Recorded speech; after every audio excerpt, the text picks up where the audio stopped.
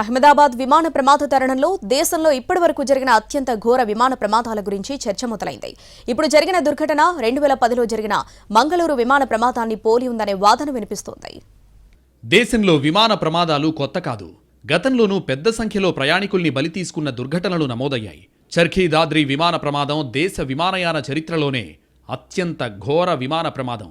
1996 November 12న Saudi Arabia airlines Boeing 747, Kazakhstan airlines Ilyushin IL-76 విమానం ఢిల్లీ సమీపంలో గాల్లోనే ఎదురెదురుగా ఢీకొన్నాయి. ఈ ప్రమాదంలో 2 విమానాల్లోని మొత్తం 349 మంది మరణించారు. కజకిస్తాన్ ఎయిర్లైన్స్ ఇల్యూషన్ IL విమాన పైలట్ తప్పిదం, ఎయిర్ ట్రాఫిక్ కంట్రోల్తో సమాచార లోపం ఈ ప్రమాదానికి ప్రధాన కారణం. 2000 జూలై 17న అలయన్స్ ఎయిర్ ఫ్లైట్ 7412కు చెందిన బోయింగ్ 737 విమానం పాట్నాలో ల్యాండ్ అవుతున్న సమయంలో కుప్పకూలింది. ఈ దుర్ఘటనలో 60 మందికి పైగా మరణించారు. పైలట్ విమానంపై నియంత్రణ కోల్పోవడం వల్ల ఈ ప్రమాదం చోటు చేసుకుంది. 1993 ఏప్రిల్ 26న ఇండియన్ ఎయిర్లైన్స్ విమానం 491 బోయింగ్ 737 ఔరంగాబాద్ నుండి టేకాఫ్ అయిన తర్వాత కూలిపోయి ఒక ట్రక్, విద్యుత్ తీగలను ఢీకొన్నాయి. ఈ విషాద ఘటనలో 55 మంది మృతి చెందారు. 1991 ఆగస్టు 16న ఇండియన్ ఎయిర్లైన్స్ విమానం 257 ఇంఫాల్ సమీపంలో కూలిపోయింది. ఈ ప్రమాదంలో విమానంలో ఉన్న మొత్తం 69 మంది చనిపోయారు.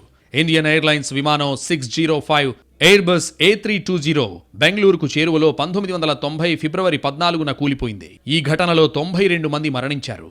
1988 అక్టోబర్ 19న ఇండియన్ ఎయిర్లైన్స్ విమానం 113 అహ్మదాబాద్లో కూలిపోయింది. మొత్తం 133 మంది ప్రయాణికులు ఈ ప్రమాదంలో మృతి చెందారు. 1982 జూన్ 21న ఎయిర్ ఇండియా విమానం 403 బాంబే విమానాశ్రయంలో కుప్పకూలింది. ఈ దుర్ఘటనలో 17 మంది మరణించారు. 1978 జనవరి 1న ఎయిర్ ఇండియా విమానం బోయింగ్ 747 ముంబై నుండి టేకాఫ్ అయిన తర్వాత అరేబియా సముద్రంలో క్రాష్ అయింది. ఈ దుర్ఘటనలో విమానంలో ఉన్న మొత్తం 213 మంది జల సమాధయ్యారు. ఇక ఇప్పటి విమాన ప్రమాదాన్ని పోలిన దుర్ఘటన 2010 మే 22న మ్యాంగ్లూరులో జరిగింది. ఎయిర్ ఇండియా ఎక్స్ప్రెస్ విమానం 812 రన్వేపై నుంచి దూసుకెళ్లి లోయలోకి కూలిపోయింది. ఈ దుర్ఘటనలో ప్రాణ నష్టం 158గా నమోదైంది. ఈ విమాన ప్రమాదం జరిగి గత నెలతో 15 ఏళ్లు పూర్తయ్యాయి. విమానంలో మొత్తం 166 మంది ప్రయాణికులు ఉండగా కేవలం 8 మంది మాత్రమే ప్రాణాలు దక్కించుకున్నారు.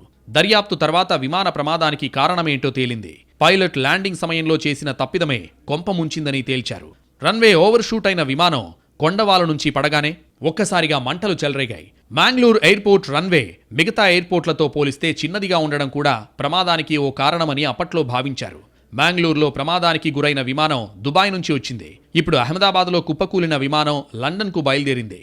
ఇన్ని విమాన ప్రమాదాలు జరుగుతున్నా, ఎప్పటికప్పుడు విచారణ చేసి ప్రమాద కారణాలు తేలుస్తున్నా ప్రమాదాల్ని మాత్రం ఆపలేకపోతున్నారు. పైగా చాలా ప్రమాదాల్లో మానవ తప్పిదాలో, నిర్లక్ష్యమో కారణంగా తేలడం విస్తుగొలుపుతోంది.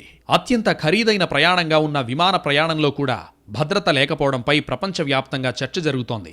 ఒక్క మన దేశం అనే కాదు, ఇటీవలి చాలా దేశాల్లో విమాన ప్రమాదాలు పెరుగుతున్నాయి. ఏటా ఎయిర్ ట్రాఫిక్ పెరుగుతున్న తరుణంలో ప్రమాదాల్ని వీలైనంతగా తగ్గించడానికి ప్రత్యేక కార్యాచరణ అవసరం. లేకపోతే మరిన్ని ప్రమాదాలు జరిగే ఆస్కారం ఉందని నిపుణులు హెచ్చరిస్తున్నారు. కొన్ని విమానయాన కంపెనీలు బిజినెస్కు ఎక్కువ ప్రాధాన్యత ఇస్తూ విమానాలకు కనీసం సర్వీసింగ్ చేసే గ్యాప్ కూడా ఇవ్వడం లేదనే ఆరోపణలు ఉన్నాయి. ఎప్పటికప్పుడు జరిగే తనిఖీలు కూడా తూతూ మంత్రంగా కానిచ్చేస్తున్నారనే వాదన గట్టిగా వినిపిస్తోంది. ఎక్కడైనా కొందరు ఇంజనీర్లు లోపాలు గుర్తించినా వాళ్ల నోరు మోయిస్తున్నారు.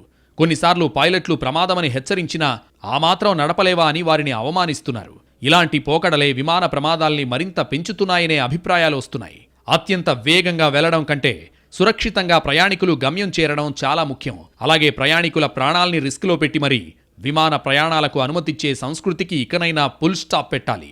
ఈ విషయంలో DGCA కూడా కఠినంగా వ్యవహరించాలి. ప్రతి స్థాయిలోనూ నిబంధనలతో ప్రోటోకాల్స్ ఉన్నా అవి ఎక్కడా అమలు కాకపోవడమే కొంప ముంచుతోంది.